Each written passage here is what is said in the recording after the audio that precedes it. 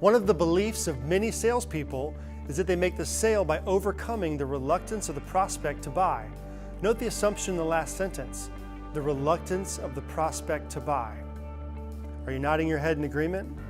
Does this mean that every prospect who has ever bought from you really didn't want to buy? And further, the only reasons prospects bought was due to your sales ability? Hardly. Prospects become customers because some product or service you are selling will solve some problem they are having. To find out what the problems are, you have to ask questions. Here's an illustration. Nick was cold calling, trying to find someone, anyone, who would listen to him. Invariably, he was screened out before he ever got the person he wanted. His calling script wasn't working.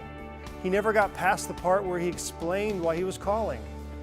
He'd be put on hold, and within 20 seconds, he'd be told the company had no interest or to send us some literature. In sheer frustration, he got up and wandered out onto the sales floor. "Excuse me," said an older woman coming up behind him. Can you tell me if you deliver?" Nick, not in the best of moods, nor even paying attention to what he was saying, responded, "Deliver? Yes, like the one over there by the window," gesturing with her arm. Can you deliver that one?"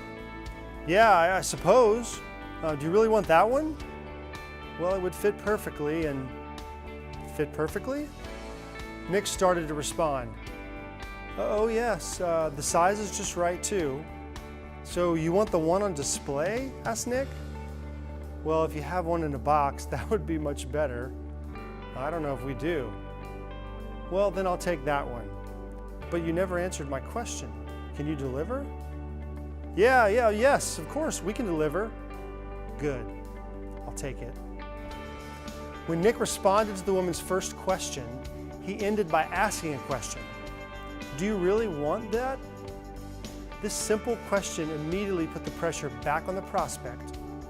The prospect had to answer with something. When Nick responded to her second time, "Fit perfectly?" the woman thought it was another question. The woman felt the need to respond, not Nick. And she did by purchasing.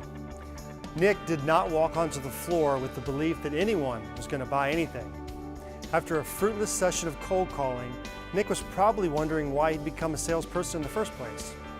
He was unprepared to deal with the prospect as he normally would have, and as a result, asked questions instead of giving answers.